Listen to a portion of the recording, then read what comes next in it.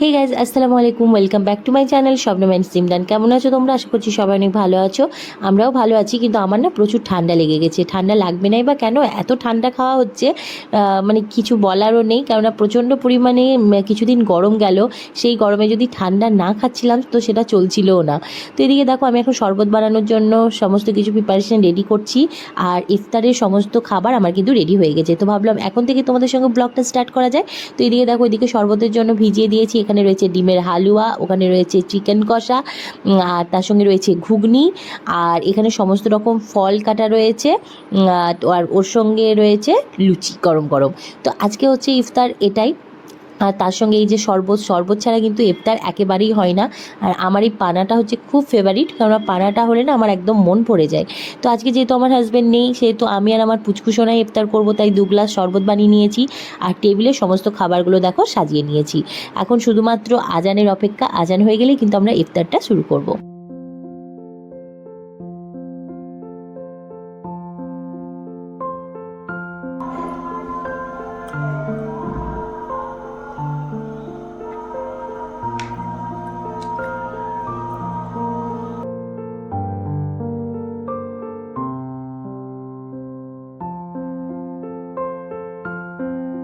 তো ইফতার করে নামাজ আদায় করে চলে এসেছি কিচেনের মধ্যে। আজকে ভাবলাম একটু ডিমের চপ বানাবো, যে কোনো সমস্ত কিছু একদম জিনিস রেডি করে রেখে দিয়েছিলাম। আর এইদিকে দেখো, দুটো মাত্র ফার্স্টে ভেজেছিলাম যে ঠিকঠাক হবে কিনা। যদি ঠিকঠাক হয় তারপরেই হচ্ছে কিন্তু বাকিগুলো ভাজবো। তো সত্যি বলতে এত সুন্দর হয়েছে, আমি তো ভাবতে পারিনি। প্রথমে ভাবলাম হয়তো ভেঙে টেঙে যাবে, তারপর অনেকগুলো বানিয়ে সবাইকে দিয়ে এলাম। সবাই বলছে নাকি খুব টেস্টি হয়েছে। তারপরে এই যে বাকি যেগুলো ছিল সেগুলো ভালোভাবে একদম রেডি করে আমি ফ্রিজে রেখে দিয়েছিলাম, যে আমার হাজব্যান্ড আসলে ওকে হচ্ছে গরম গরম ভেজে দেবো। তো ফ্রিজে রাখার পর সেটা যখন ভাজলাম না, তখন কিন্তু আরও বেশি ভালো হয়েছিল। মানে একটু বেশ শক্ত শক্ত হয়ে গেছিলো, তখন না ভাজতে বেশি ভালো হচ্ছিলো। মানে ভেঙে যাওয়ার কোনো রকম ভয়ই ছিল না। আর ওপরটা এতটাই ক্রিস্পি হয়েছিল, মানে তোমাদের কি বলবো, সবাই তো খেয়ে বলছে যে দোকানের থেকেও ভালো হয়েছে। আর কি চাই বলো, এত ভালো রিভিউ পাওয়ার পর। আর আমার হাজব্যান্ডও বলছে যে না, খুব সুন্দর হয়েছে। কিন্তু কারণ ওর কাছ থেকে নাম পাওয়া মানে বিশাল একটা ব্যাপার। সহজে ও নাম করতে চায় না, খাওয়ার টাইমে জাস্ট শুধু খেয়েই যায়। কি আর বলবো বলো। তো এই যে সমস্ত খাওয়া দাওয়ার পর্ব কমপ্লিট করে এখন কিন্তু রেডি হয়ে নিয়েছি, কেননা ঈদের বাজার করতে যেতে হবে। একদিনে কি আর ঈদের বাজার হয় বলো? ঈদের বাজার তো অনেকবার যেতে হবে, তবে তো ঈদের বাজার হবে। তো সেদিন গিয়েছিলাম ঈদের বাজার করতে, সেটা ছিল সবারই জন্য কেনাকাটা করতে। আজকে যাচ্ছি কিন্তু নিজের জন্য কেনাকাটা করতে, কারণ আজকে আব্বুর সঙ্গে যাচ্ছি। আজকের আব্বুর তরফ থেকে হচ্ছে আমাদের ঈদের বাজার, সে কারণে আমি রেডি হয়ে নিয়েছি। আর এদিকে দেখো, ভাবিও চলে এসেছে। ও বললো যে তুই রেডি হয়ে থাক, তারপর এসে আমরা দুজনে একসঙ্গে স্কুটিতে বেরোবো। আর ওইদিকে আব্বু মা হচ্ছে টোটোতে করে বললো আমরা বাজার চলে যাচ্ছি, তোরা 3জনে রেডি হয়ে চলাই। তো এখানে আমরা 3জনে কিন্তু একসঙ্গে এখন বেরিয়ে পড়বো। তো দেখো, আমরা কিন্তু চলেও এসেছি বাজারের মধ্যে। আর রাস্তায় এত ভিড় ছিল, মানে তোমাদের কি বলবো। কারণ ঈদের বাজার বুঝতেই পারছো, রাস্তাঘাট মানে বাজার সব কিন্তু একদম গম গম করছে। তো এটা কিন্তু দারুণ লাগে, তাই না? ঈদের সময় এই যে ঈদের বাজার করতে আসা, এইটা না আমার সবথেকে বেশি ভালো লাগে। আর যখন ঈদটা চলে যায় তখন খুব মন খারাপ করে। এই যে আসবে আসবে, এটাই কিন্তু বেশ ভালো লাগে। তো এদিকে দেখো, মা আর আব্বু ছিল ফার্স্ট ফ্লোরে, তো আমরাও চলে এসেছি। এখন ফার্স্টে আমরা যেটা যাব সেটা হচ্ছে মানে আমরা চুড়িদার দেখবো, কারণ মা বলছিল যে দেখ কি শাড়ি নিবি। তো সেখানে আমরা এসেছিলাম, কিন্তু আমাদের শাড়ি নেওয়ার কারোরই ইচ্ছে নেই, আমারও নেই, ভাবিরও নেই, কারণ আমাদের শাড়ি হয়ে গেছে। সেগুলো তোমাদেরকে আমি দেখাবো। সে কারণে ভাবলাম যে শাড়ি না নিয়ে চুড়িদারই নিই। আর আজকে যে চুড়িদারটা আমি পরে আছি সেটাও যেন আমার ঈদেরই চুড়িদার, কিন্তু আমি দেখলাম ঈদের বাজার যখন করতে যাচ্ছি, ঈদের চুড়িদারটা পরে যাওয়াই ভালো, কারণ একদিনে আর কত পরবো বলো। আর অনেক কিছু যেহেতু হয়ে গেছে, সে কারণে ভাবলাম একে একে কিন্তু আমি পড়া স্টার্ট করেই দিয়েছি। তো এদিকে দেখো, এখন চলে এসেছি। আর ভিড়টা জাস্ট দেখো, মানে অনেকক্ষণ ওয়েট করার পর কিন্তু আমরা চান্স পেয়েছি। আর এখানে যে আমি কত চুড়িদার দেখেছিলাম তোমাদেরকে কি বলবো, কিন্তু আমার একটাও পছন্দ হয়নি।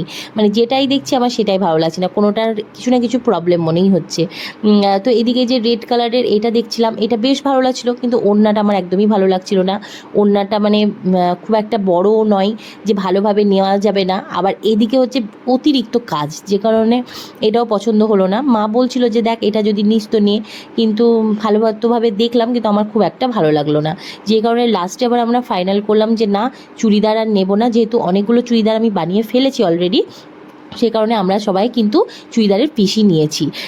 আর এইদিকে নিয়েছি আমার পুচকু সোনার জন্য একটা সুন্দর ফ্রক। তো দেখো ওর এই ফ্রকটা পরে কি সুন্দর লাগছে না, তো ভাবলাম একবার পরিয়ে দেখি কীরকম ঠিকঠাক হচ্ছে কি না। তো আব্বু মা বলছে না এইটাই ফাইনাল হোক, এটাই ওকে ভালো লাগছে। তো এটাই আমরা ফাইনাল করে নিয়েছি, আর ওর জন্য এই ড্রেসটাও নিয়ে নিয়েছি। আর বাকি তো আমরা সবাই চুড়িদারের পিস নেওয়া হয়ে গেছে।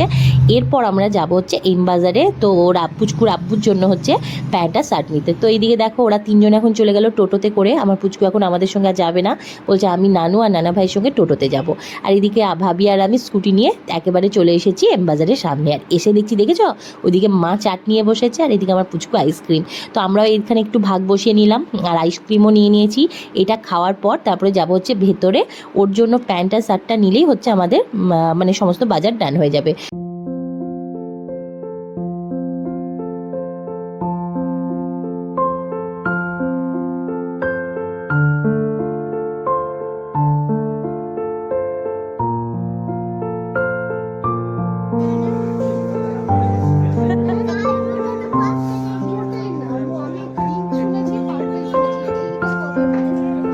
তো আজকের মতো আমাদের কেনাকাটা কমপ্লিট। এখন যাচ্ছি ও বাড়ি, মা আব্বু আর আমার পুচকু চলে গেছে। ওখান থেকে তারপরে হচ্ছে আমার হাজব্যান্ডও রয়েছে, একসঙ্গে চলে যাব কিন্তু আমি আমার শ্বশুরবাড়ি। তো যাওয়ার পথে ভাবলাম যে এক চক্কর ঘুরে যাব না, সেটা কি হয় বলো?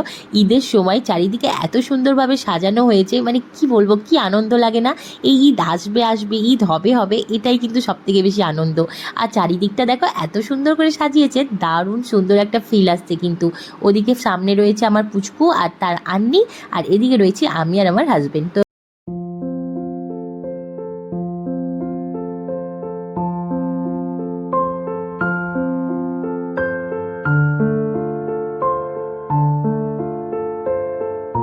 আর তোমাদের সবারই এলাকায় কিভাবে ঈদের প্রিপারেশন চলছে সেটাও কিন্তু আমাকে কমেন্ট করে জানিও। তো আজকের মতো ভিডিওটা এই পর্যন্তই।